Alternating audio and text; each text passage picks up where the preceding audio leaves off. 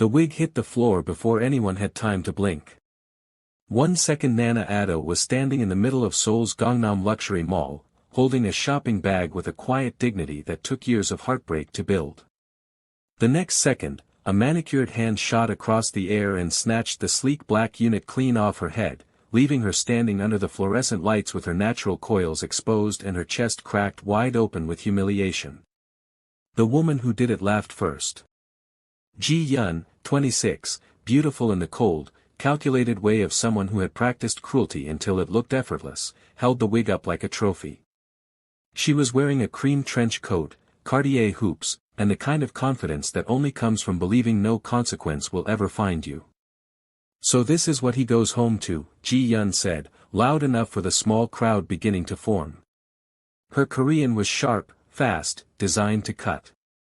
A woman wearing fake hair and fake dignity. Nana did not cry. That was the first thing people noticed. She stood perfectly still, her bare scalp exposed, her jaw tight, her eyes locked on Ji-yeon with an expression no one in that mall could quite read. It was not fear. It was not even anger. It was something older and quieter and far more dangerous. But Ji-yeon wasn't paying attention to Nana's eyes. She was too busy performing for the small audience forming around them, shoppers slowing their steps, phones already rising. "Tell your husband," Ji-yeon continued, dropping the wig onto the polished floor like garbage, "that Hyunjae belongs to me. He always has. You were just a placeholder. A beautiful, African placeholder." A woman nearby gasped. Someone's shopping bag hit the floor. Nana bent slowly, picked up her wig, dusted it once against her palm, and placed it back on her head with a precision and composure that made several onlookers exhale. She did not say a single word. She picked up her bag.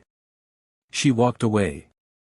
Ji-yeon laughed again, louder this time, shaking her head like she had won something. She had no idea she had just made the worst mistake of her life. Nana Addo was not just a wife. She was not just a Ghanaian woman who had moved to Seoul for love and built a quiet life in a loud city. She was the wife of Park Hyunjae, 41, the man the streets called, the Dragon. The man whose name, spoken in certain rooms in Seoul, made even police commissioners choose their words carefully. The man who had built an empire from the ground up with nothing but survival instinct and a willingness to do what gentler men refused. Park Hyunjae was the head of one of the most powerful Korean Mafia organizations in the city.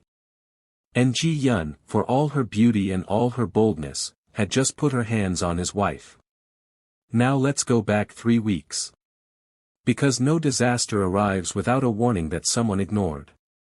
Nana had come to Seoul 7 years ago as a nursing student.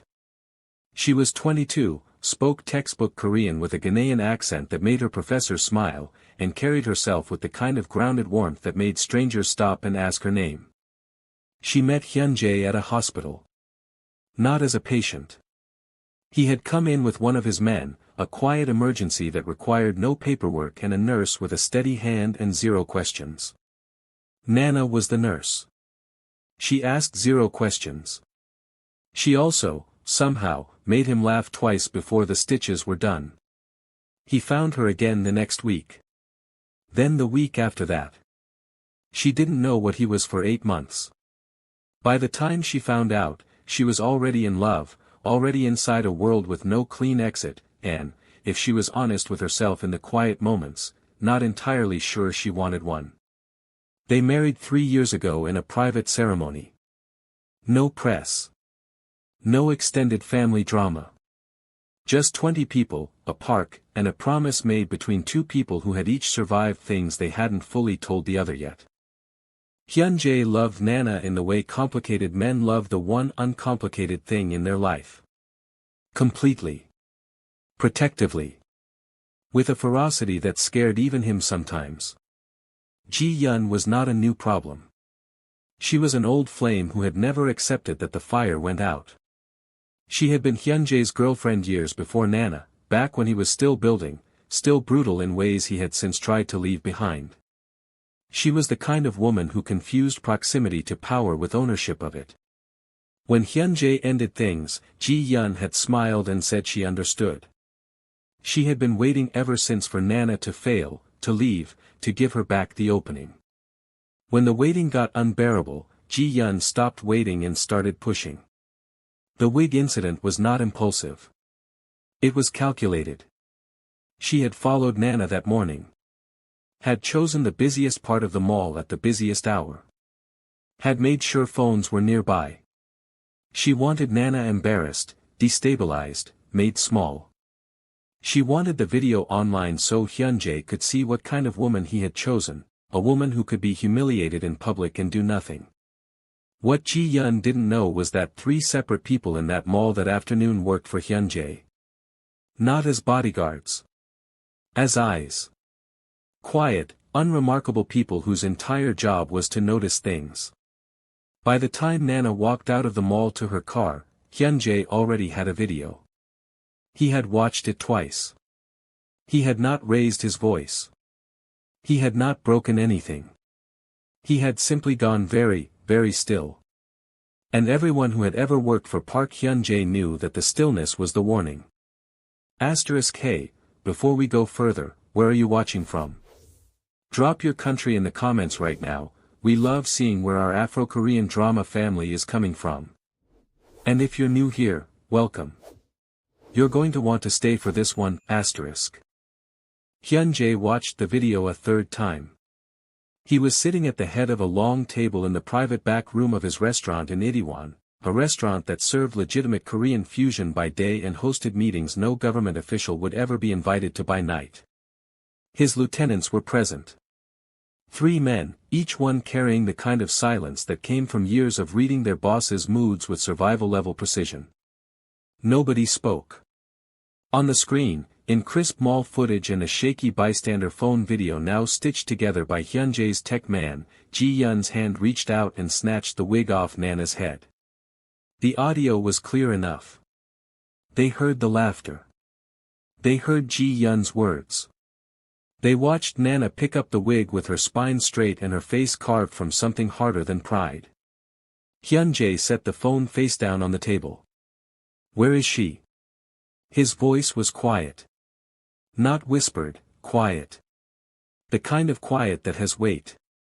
His right-hand man, Suhan, answered immediately. Ji-yeon is at her apartment in Cheongdam. She's been there since 2 o'clock. And my wife? Home. She hasn't told you yet. That last detail landed like a stone dropped into still water.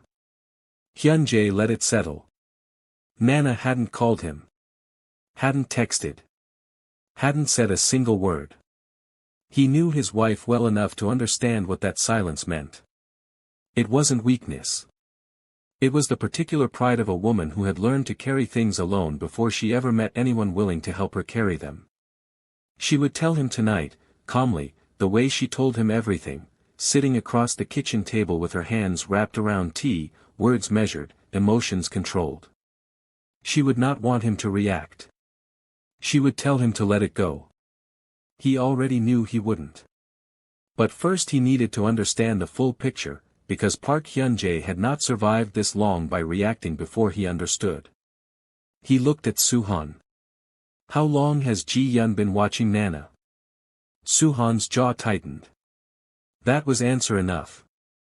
3 weeks, said the youngest lieutenant, Min-ho, who handled intelligence. She has someone on your household. A woman who works at the dry cleaner Nana uses. They've been tracking her schedule. The room absorbed this. Ji-yeon hired a tail on my wife, Hyunjae said. Not a question. Just the act of making it real by saying it out loud. Yes. He nodded slowly. Pull everything on Ji-yeon. Every business interest. Every relationship. Every person who owes her something and every person she owes. He paused. And find me the dry cleaner. Across the city, in a Cheongdam apartment with floor-to-ceiling windows and a view that cost more than most people made in 2 years, Ji-yeon was celebrating. She was on the phone, a glass of white wine in her hand, laughing with a friend who had seen the video circulating in their social circle. The clip had gathered traction online, not viral, but enough. A few thousand shares. Comments ranging from shock to amusement to outrage. Ji-Yun had posted it herself under a throwaway account, adding just enough context to make Nana look like a woman too weak to defend herself. "Did you see her face?" Ji-Yun said, walking to her window, looking out at the glittering city like she owned it. "She just picked it up. Like a servant." Her friend laughed nervously. "Ji-Yun, do you know who her husband is?" "Of course I know who he is." She took a sip of wine. "That's the point. He married down. Significantly. And now he gets to see it." Her friend went quiet. That particular kind of quiet that means someone knows something the other person doesn't. Ji-Yun noticed. "What?" "Nothing. Just, be careful." Ji-Yun rolled her eyes. "Everyone is so dramatic about Hyunjae. He's a businessman. He's not going to do anything to me over a wig." 3 blocks away from Ji-Yun's apartment, in a parked car with tinted windows, one of Hyunjae's men was already photographing everyone who came and went from her building. He hadn't been sent by Hyunjae yet. He had come on his own initiative, because he had been in the room when the video played, and he had seen his boss's face. Some storms you don't wait for. You prepare early. Meanwhile, Nana was in her kitchen. She was cooking jollof rice, not because she was hungry, but because cooking was the thing her hands needed when her mind was loud. The smells of tomato and Scotch bonnet filled the apartment with something that felt like Ghana, like her mother's house, like a time before Seoul and love and the complicated life that followed. She stirred the pot and let herself feel it, privately, in the way she never let herself feel things in public. The humiliation had not broken her. But it had reached something. That deep, tired place that every immigrant woman carries, the place that keeps quiet count of every moment you were made to feel like you didn't belong in the space you earned. She heard the front door. Hyunjae came into the kitchen without taking off his jacket, which meant he already knew. He always took off his jacket at the door.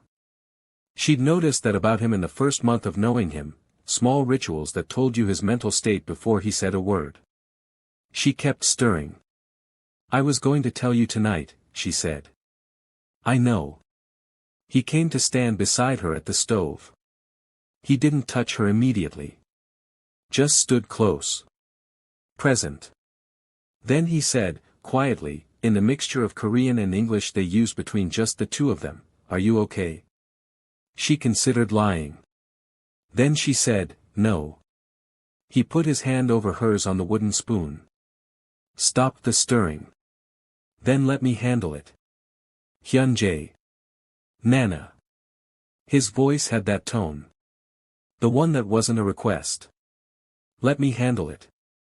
She looked at him then. And what she saw in his eyes was not anger. It was something far more deliberate. She let go of the spoon. Ji-Yun woke the next morning to 3 missed calls from a number she didn't recognize. She ignored them. She made coffee, scrolled through her notifications. The video had gained more traction overnight, nearly 40,000 views now, and felt, for the first time in months, like she was winning. She had spent 3 years watching Nana Ado exist in the life that was supposed to be hers. 3 years of seeing Hyunjae at events, across rooms, his hand always finding the small of his wife's back like she was something he couldn't stop reaching for. 3 years of being erased from a story she believed she was written into permanently. The wig was not about the wig. It was about making Nana feel as invisible as Ji-Yun had felt for 3 years. By 10 in the morning, her dry cleaner contact had stopped responding to messages. Ji-Yun sent 4 texts. Nothing. She told herself the woman was just busy. By noon, her lawyer called. "Ji-Yun, I need you to come in." "Why? What happened?" A pause. The kind lawyers make when they're choosing words for a person who isn't going to like them. 3 of your business licenses were flagged this morning for compliance review. The hair and beauty import business, the event space in Mapo, and your silent stake in the Itaewon bar. Ji-Yun set down her coffee. Flagged by who? The filings came through separate channels. It's coordinated. Someone with access to, another pause. Ji-Yun, who did you make angry? She laughed, but it came out wrong. This is ridiculous. I'll handle it. She ended the call. Sat still for 30 seconds. Then she called Hyun-jae. He didn't answer. She called again. Voicemail. She left a message that was meant to sound casual and confident and instead sounded, even to her own ears, like someone who had just realized they'd been standing on the edge of something without knowing it. That afternoon she learned about the dry cleaner. The woman, Mrs. Park, 53, had worked the same shop for 20 years, had been visited that morning by two men. They hadn't threatened her. They hadn't needed to. They had simply shown her photographs. Of Ji-Yun. Of the payments Ji-Yun had made to her. Of the information that had been exchanged. They had told Mrs. Park exactly one thing, that her shop license renewal, which had been pending for 3 months, would be approved by end of week. Mrs. Park had called Ji-Yun immediately and quit. Ji-Yun understood then, the way you understand a thing when it's too late to use the understanding, that she had made a very specific kind of mistake. Not the mistake of attacking a powerful man's wife. That would have been dangerous enough. She had made the mistake of underestimating the wife herself. Because Nana, she was about to discover, was not passive. She never had been. What Ji-Yun didn't know, what almost no one outside Hyun-jae's innermost circle knew, was that 3 years ago, before the wedding, before the quiet life in their Hanam apartment, Nana had helped Hyun-jae survive something that nearly destroyed him from the inside. A betrayal by someone close. A financial unraveling that would have exposed the entire organization. Nana had not just stood by while it was handled. She had used her own contacts, nurses and doctors and hospital administrators who owed her favors, to quietly disappear the paperwork trail that would have ended everything. Hyun-jae had never forgotten that. And so when he built his security network, when he established a quiet system of eyes and ears that monitored his world, he had built a layer specifically around Nana. Not cage-like. She would have refused it. But present. Like a current beneath still water. Ji-Yun had walked into a pond thinking it was shallow. She hadn't felt the depth until she was already under. On the 3rd floor of a building in Gangnam, in a clean office with no signage on the door, Suhan sat across from a man named Director Woo, a man who officially worked in urban planning and unofficially worked for Hyun-jae in matters requiring government-level access. Between them was a folder. The Cheongdam apartment, Suhan said. Who owns the building? Director Woo looked at the folder. Shell company registered in Jeju. But the beneficial owner traces back to the Oh family holding group. Oh Dae-sung. His son. Chong-woo. Ji-Yun and Chong-woo have been involved for about 8 months. He's been funding her lifestyle. Suhan nodded slowly. Oh Chong-woo was 29, reckless, and the only son of Oh Dae-sung, a man whose legitimate business empire overlapped uncomfortably with territories Hyun-jae's organization had historical claims on. The two men had a standing agreement, unspoken, built on mutual recognition of boundaries. Chong-woo, it appeared, had not been briefed on the terms. Does Hyun-jae know? Suhan asked, already knowing the answer. He knows everything, said Director Woo. He sent me here to make sure you knew. Back in the Hanam apartment, Nana was on a video call with her mother in Accra. Her mother was laughing at something a neighbor had done. Nana was laughing too, genuinely, the kind of laugh that resets something in the chest. She hadn't told her mother about the mall. She wouldn't.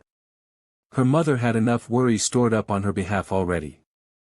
After the call she sat by the window for a long time, watching the Han River reflect the evening light. She knew Hyun-jae was handling it. She had let him. But she also knew something about Ji-Yun that her husband didn't, something she had learned 6 months ago and kept quiet because there had been no reason then to use it. Ji-Yun had a sister. A younger sister who had made very different choices. Who had left Seoul 2 years ago after an incident Ji-Yun had helped cover up. Who was currently living quietly in Busan, trying to stay invisible. Nana picked up her phone. She didn't call Hyunjae. She called the sister. If you're still here, hit that like button right now, it costs nothing and means everything. And if this story is giving you everything you came for, subscribe so you never miss when we drop. This is just getting started. The sister's name was Ji-Soo, and she answered on the second ring. She knew who Nana was. Of course she did. Ji-Yun had mentioned her enough times in the years before the estrangement, always dismissively, always as a symbol of something that had been taken. Ji-Soo had never shared her sister's bitterness. She had always thought, privately, that Hyunjae had found someone better. Kinder. More real. I know why you're calling, Ji-Soo said. No greeting. Just truth. Then you know I'm not calling for revenge, Nana said. I'm calling because your sister is about to walk into something she can't walk back from. And I think you're the only person she might actually listen to. Silence on the line. She won't listen to me, Ji-Soo said. She stopped listening to me a long time ago. Try anyway. Another silence. Then Ji-Soo said something that changed everything, quietly, reluctantly, like a woman releasing something she'd been holding too long. Nana. Ji-Yun isn't acting alone. Chang-woo put her up to this. He told her that embarrassing you publicly would force Hyunjae to respond emotionally and make mistakes. He's been planning something bigger. The wig was just the first move. Nana's hand tightened around the phone. What kind of something bigger? I don't know the details. But Chang-woo met with 2 men from a rival organization last month. I heard this from someone who still talks to me. Ji-Yun doesn't even fully understand what she's in the middle of. She thinks this is about love. It's not. She's being used. Nana sat with this for 10 seconds. Then she said, "Thank you, Ji-Soo." She ended the call and immediately dialed Hyunjae. He answered before the first ring finished. Talk to me. She told him everything. Fast, clean, no editorializing. The sister, Chang-woo, the rival organization, the strategy. She heard him breathing on the other end, that specific, controlled breathing that meant he was rearranging information in real time, moving pieces on a board only he could fully see. When she finished he said, "You called Ji-Soo yourself?" Yes. A pause. Not disapproval. Something closer to wonder. How long have you known about the sister? 6 months. Another pause. You've been carrying that quietly for 6 months. I didn't need it until now. He exhaled once, sharp. Then, in a voice stripped of all the weight it usually carried, "What would I do without you?" Significantly worse, she said, and he laughed, a real laugh, the kind only she ever got from him. But neither of them laughed for long. Because now the picture was complete and it was not a small one. Oh, Chang-woo had been moving for months. His father's empire had long coveted Hyunjae's distribution network, legitimate and otherwise. Direct confrontation had always been too costly. But a destabilized leader, an emotionally compromised dragon responding to a public humiliation of his wife, that was an opening. Chang-woo had found Ji-Yun, stoked her obsession, bankrolled her access, and pointed her like a weapon. He had counted on Hyunjae reacting the way powerful men often react to wounded pride, loudly, visibly, sloppily. He had not counted on Nana. Ji-Yun got the call that evening. Not from Hyunjae. From Chang-woo himself, and his voice was not the confident, charming voice she had gotten used to over 8 months. It was clipped. Tight. We need to meet. What's wrong? Just come. She went. She met him at the bar in Itaewon, not the one she partly owned, because that license was now frozen. A different one. Changwoo was already seated when she arrived, and he was not alone. Two men sat at adjacent tables, not looking at them but positioned facing the door in the way that meant they were working. Hyun-jae knows everything, Changwoo said before she sat down. Ji-yeon felt the first real chill of the evening. He knows what? Everything. The planning. My involvement. The contacts. He leaned forward. Someone inside talked. Ji-yeon stared at him. How is that possible? Changwoo looked at her with an expression she had never seen on his face before, something raw and unguarded. Fear. Not the performative caution of a careful businessman. Genuine, bodily fear. Your sister talked. The world tilted slightly. Ji-yeon gripped the edge of the table. Ji-soo doesn't know anything. She knew enough. He stood up abruptly. I need to manage this. Stay at the apartment, don't contact anyone. Changwoo. Her voice cracked on the second syllable. What is Hyun-jae going to do? He looked at her for a long moment.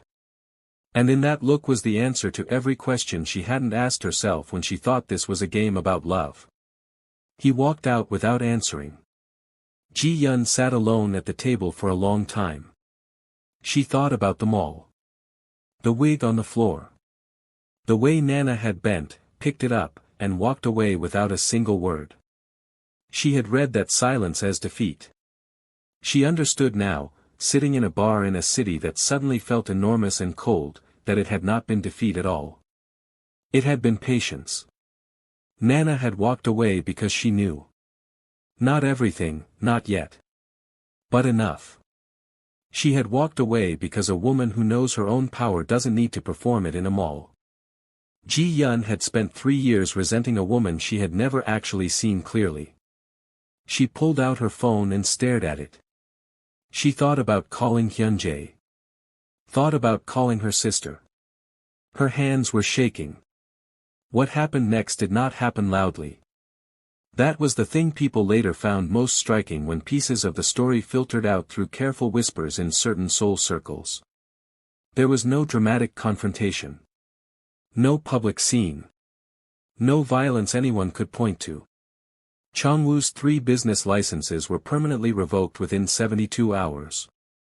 His partnership with the rival organization collapsed overnight after documents appeared in the right hands showing Changwoo had been providing information about that same organization to a third party for 18 months.